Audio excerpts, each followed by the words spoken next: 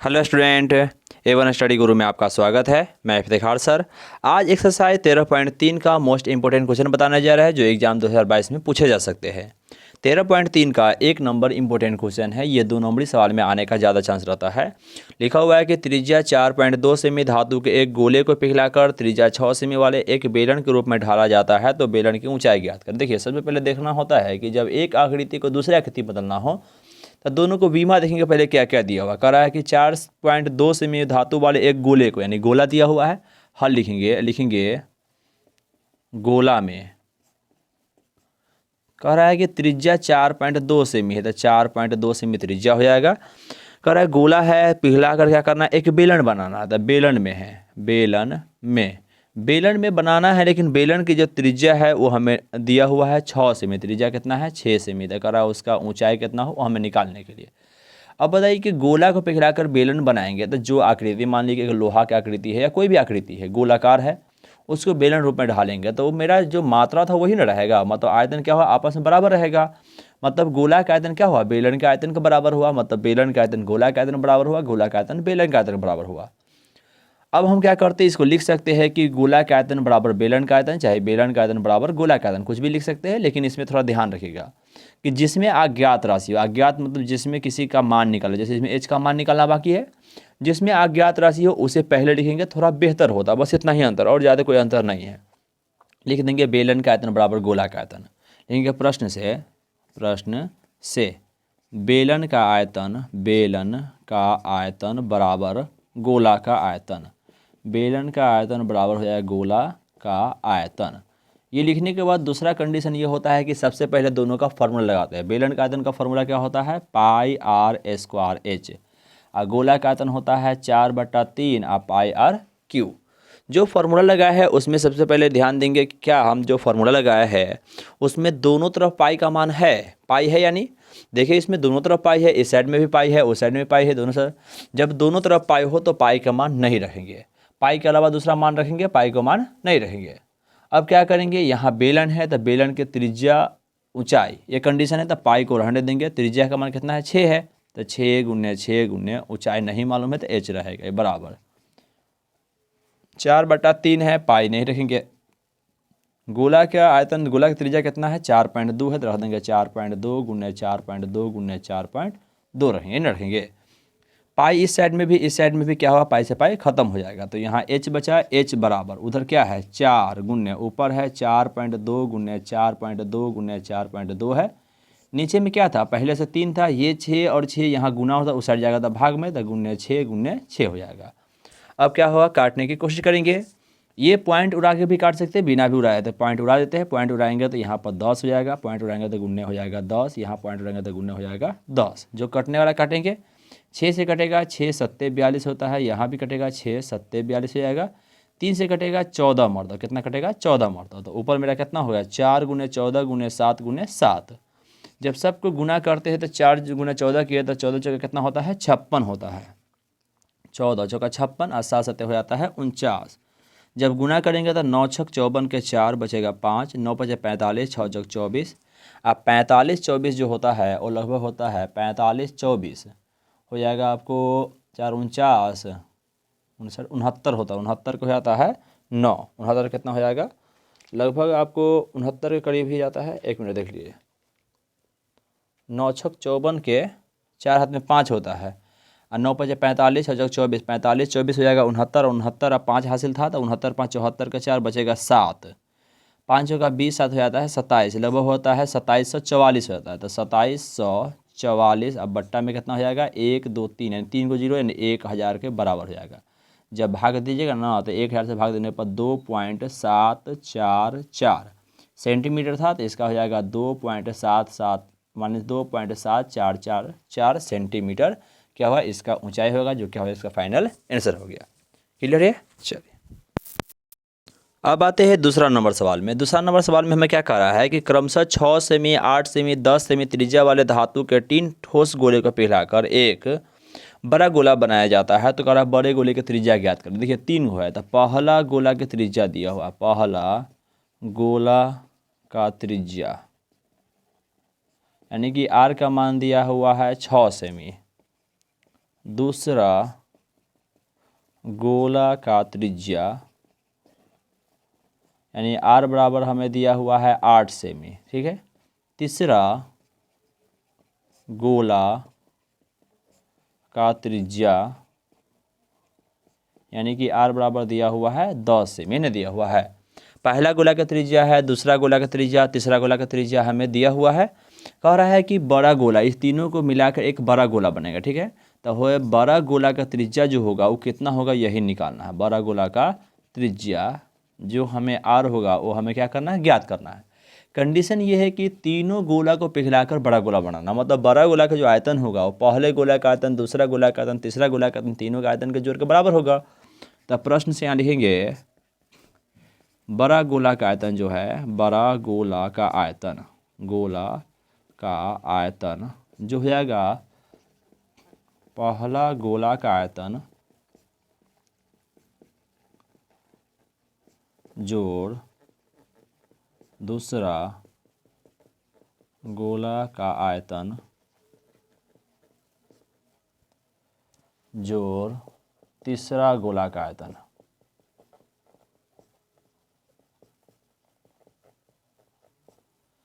बड़ा गोला का आयतन है, बड़ा रहे छोटा रहे, गोला का आयतन का फॉर्मूला लिखते हैं, उसको लिख देंगे 4/3 पाई आर क्यू। यहाँ है पहला गोला का होता है 4/3 पाई आर क्यू, प्लस है 4/3 पाई आर क्यू। पहले फॉर्मूला लिखेंगे 4/3 पाई आर क्यू हो गया।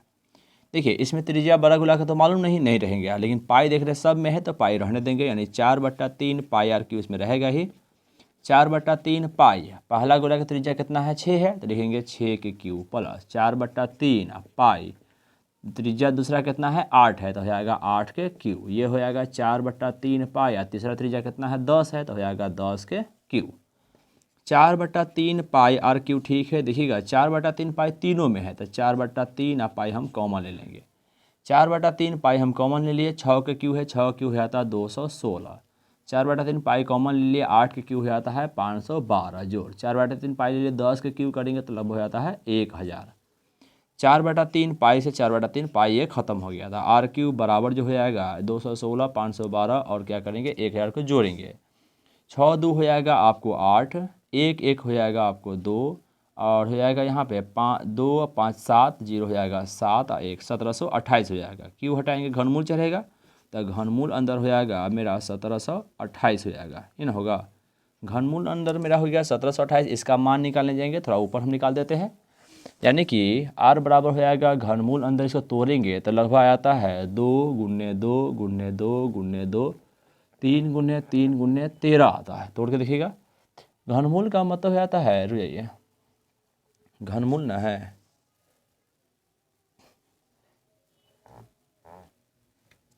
2 × 2 × 2 × 2 × 2 और 3 × 3 × 3 और गुण्य हो जाता है 13, ये रहता है, ठीक है।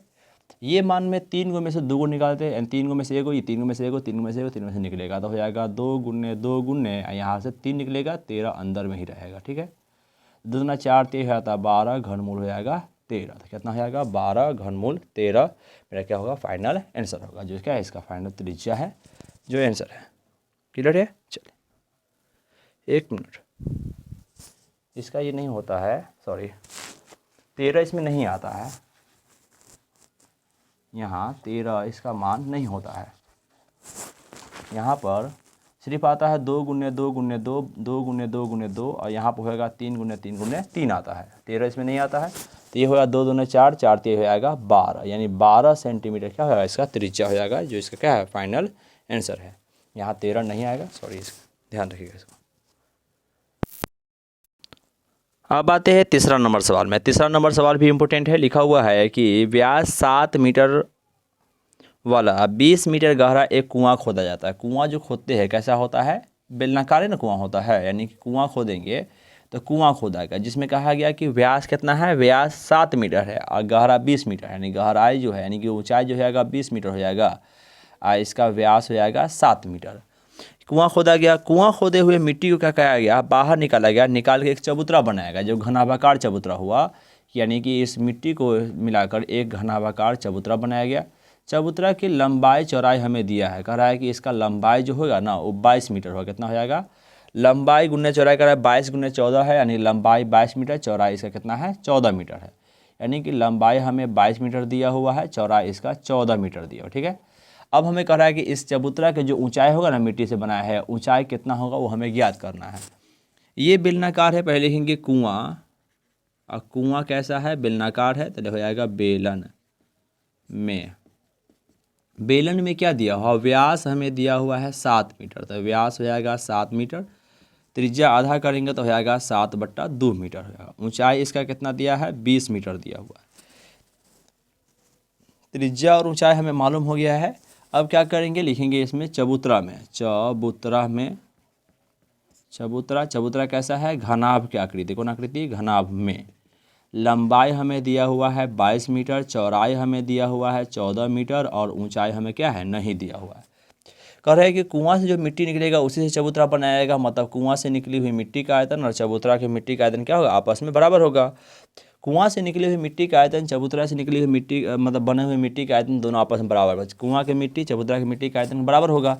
इसको लिख सकते हैं कि कुआं की में मिट्टी का आयतन बराबर चबूतरा की मिट्टी का आयतन, या कुआं का यानी बेलनाकार भाग का आयतन बराबर घनाभाकार आयतन, या कुआं का आयतन बराबर चबूतरा का आयतन। देखिए आकृति किस में निकालना है, एच का मान निकालना चबूतरा में, जिसमें हमें मान निकालना होता ना उसको पहले लिखते थे, लिखेंगे चबूतरा का आयतन बराबर हो जाएगा कुआं का आयतन। प्रश्न से लिखेंगे चबूतरा का आयतन बराबर कुआं का आयतन, कुआं का आयतन।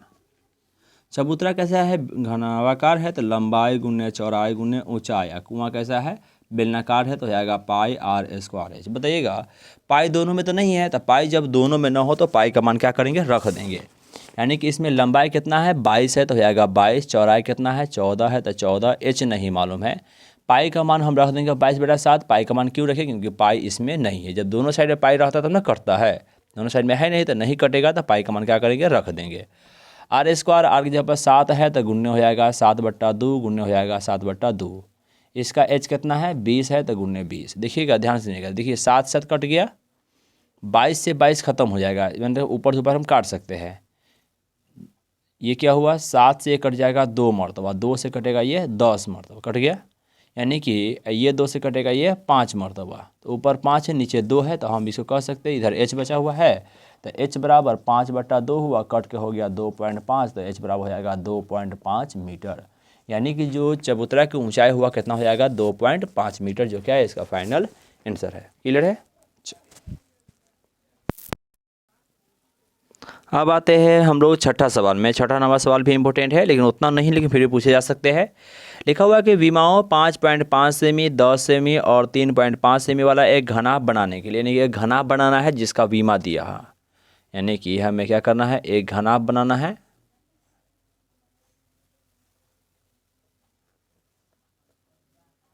जिसमें कहा गया 3.5 सेमी 10 सेमी। मान लीजिए कि 10 सेमी से क्या होगा लंबाई रहा होगा, या 3.5 सेमी क्या होगा 5.5 पहले दिया है, तो 5.5 सेमी क्या रहा होगा लंबाई रहा होगा। चौड़ाई का रहा 10 सेमी है, और ऊंचाई का रहा 3.5 सेमी, ठीक है। यानी कि हमें बीमा दिया है 5.5 गुने 10 गुने 3.5, जिसमें लंबाई चौड़ाई ऊंचाई होता है, तो हम लिखेंगे घनाभ में लंबाई बराबर हो गया 3.5 सेमी, चौड़ाई हो जाएगा 10 सेमी, और ऊंचाई हो जाएगा लंबाई मेरा 5.5 था, ये हो जाएगा ऊंचाई 3.5 सेमी हो जाएगा, ये हो जाएगा। अब कह रहा है कि घनाभ बनाने के लिए 1.7 सेमी व्यास और 2 mm मोटाई वाले कितने चांदी के सिक्के की ज़रूरत होगी, यानी आवश्यकता होगी। सिक्का जो होता है कैसा होता है, सिक्का गोल होता है जिसमें कुछ ऊंचाई होता है, जब गोलाकार भाग कुछ ऊंचाई होता है तो बेलन होता है, क्या होता है बेलन।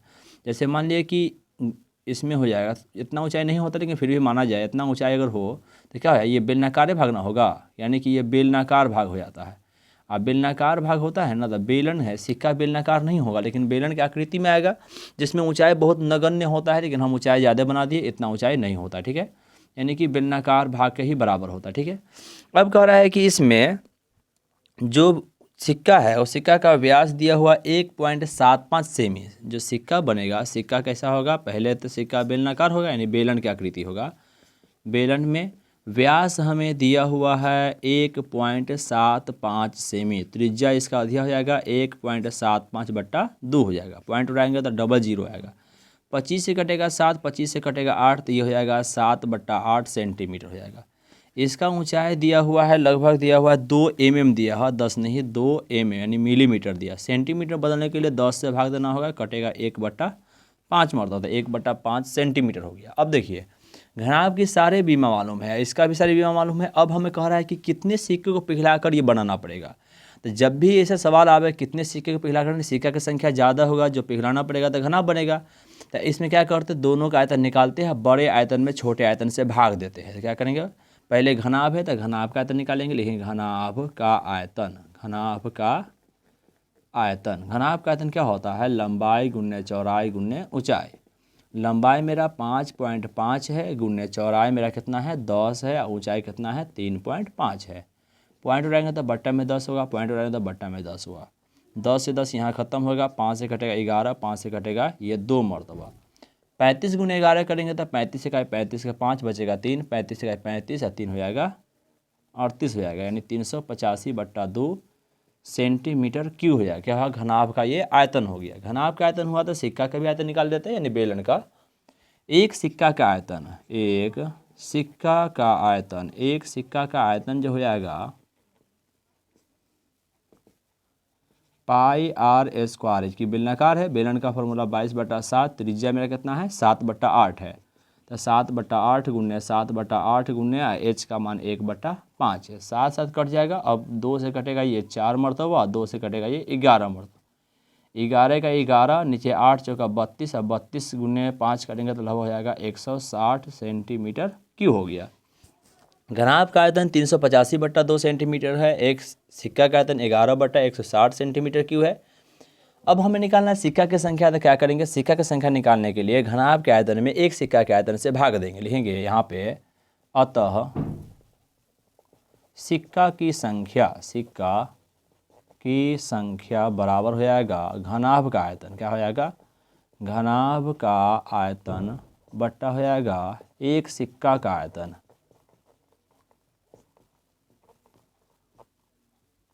आयतन, घनाभ का आयतन मेरा है 385/2 और एक सिक्का का आयतन है 11/160। पहला बट्टा दूसरा 385/2 गुने चौथा बट्टा तीसरा 160/11, ये कटेगा 80 मरतबा। अब 11 से कटेंगे तो 11 × 33 बचेगा 5, लगभग हो जाएगा कितना 11 × 33 और हो जाएगा ये सॉरी यहाँ बाकी था मेरा कितना 77 ना होता, 11 से कितना हो जाएगा 77 होगा, यहाँ 77 मेरा मान होगा, सॉरी ये रहेगा 77। 11 × 33 हो गया, 11 × 5 = 55 हो गया, यहाँ 11 से कटेगा ये 7 मरतबा, 7 से कटेगा कितना मरतबा 5 मरतबा, तो यहाँ हो गया 5 गुने हो जाएगा 80, 80 पंचे कितना हो जाएगा 400, यानी कितने सिक्के लेने होंगे 400 सिक्के लेने होंगे। क्लियर है, चलिए अब आते हैं 7वां नंबर सवाल में। 7वां नंबर सवाल भी इंपॉर्टेंट सवाल ही लिखा हुआ है, 32 सेमी ऊंची और आधार त्रिज्या 18 सेमी वाले एक बेलनाकार बाल्टी, एक बेलनाकार बाल्टी है जिसमें कह रहा है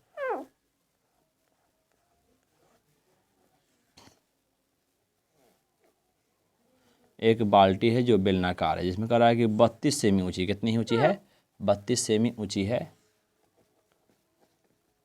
ऊंची है, और कह रहा है कि आधार त्रिज्या 18 सेमी, यानी इसकी जो त्रिज्या हो जाएगा वो कितना हो जाएगा 18 सेमी होगा। ठीक है, कह रहा है कि बेलनाकार बाल्टी रेत से भरी हुई, यानी रेत यानी मिट्टी से भरा हुआ है ये वाला। इस बाल्टी को भूमि पर खाली किया जाता है, एक इस रेत को एक शंक्वाकार ढेरी बनाया जाता है, यानी इस बाल्टी में रेत भरा होता उसे नीचे ज़मीन पर डाला गया तो शंक्वाकार ढेरी बन गया। जैसे डालेंगे ज़मीन पे तो शंक्वाकार ढेरी रूप में बनेगा, तो शंक्वाकार ढेरी बनाई जाती है।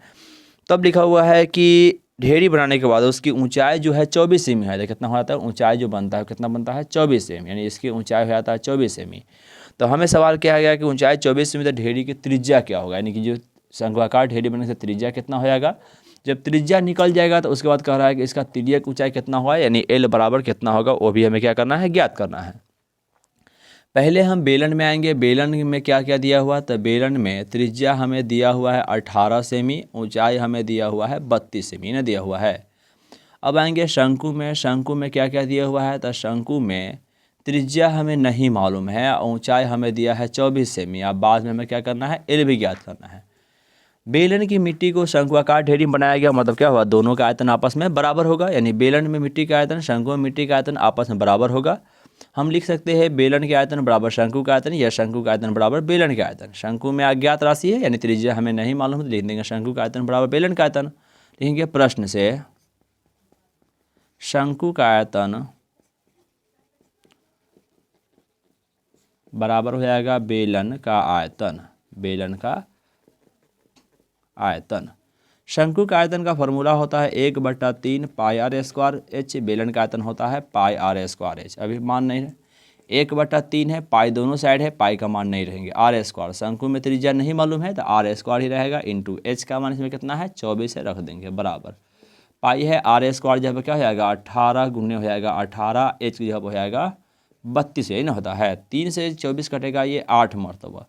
ऊपर 8 से 32 काट सकते हैं, तो 8 से 32 कटेगा कितना मरतबा, 4 मरतबा करता है। तो ये हो जाएगा आर स्क्वायर बराबर, वह पाई से पाई भी खत्म हो जाएगा, आर स्क्वायर यहाँ बच जाएगा, यहाँ 18 गुने क्या है 4 है, 18 गुने 18 324 होता है। 324 में 4 से गुना करेंगे तो 4 चौका 16 6 1, 4 दूना 8 1 9 हो जाता है, और 4 3 12, यानी 1296 आता है। स्क्वायर हटेगा, रूट चढ़ेगा, रूट अंडर हो जाएगा 1296, जिसका वर्गमूल होता है 36 होता है, तो 36 सेमी हो जाएगा। यानी त्रिज्या कितना हो गया 36 सेमी। त्रिज्या हमें निकल गया, तो एक तो मालूम हो गया क्योंकि त्रिज्या भी पूछा गया था। बाद में हमें पूछा है तिर्यक ऊंचाई भी, यानी एल भी पूछा गया है, तो क्या करेंगे एल निकालेंगे। शंकु में कहा जाता है कि एल का फॉर्मूला होता है root under R square plus H square होता है। रूट अंडर आर के मान कितना है पहले से दिया, नहीं आर निकाले अभी 36 निकला है ना, तो 36 के स्क्वायर प्लस एच मेरा पहले से था कितना था 24 के स्क्वायर था।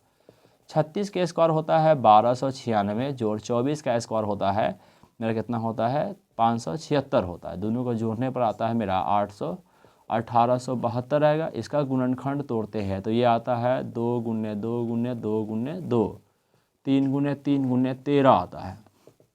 2 में से एक दो निकले, एक 3 निकलेगा, तो 2 गुने 2 गुने 3, ये रूट 13 रहेगा। क्या हो जाएगा 2 दूना 4 3 जाएगा 12 रूट 13 सेंटीमीटर क्या हुआ इसका तिर्यक ऊंचाई हुआ, जो क्या है इसका फाइनल आंसर है। यानी कि त्रिज्या हो गया 36 सेमी और तिर्यक ऊंचाई हो गया 12 रूट 13 सेंटीमीटर, जो क्या है इसका फाइनल आंसर है। क्लियर है, चलिए।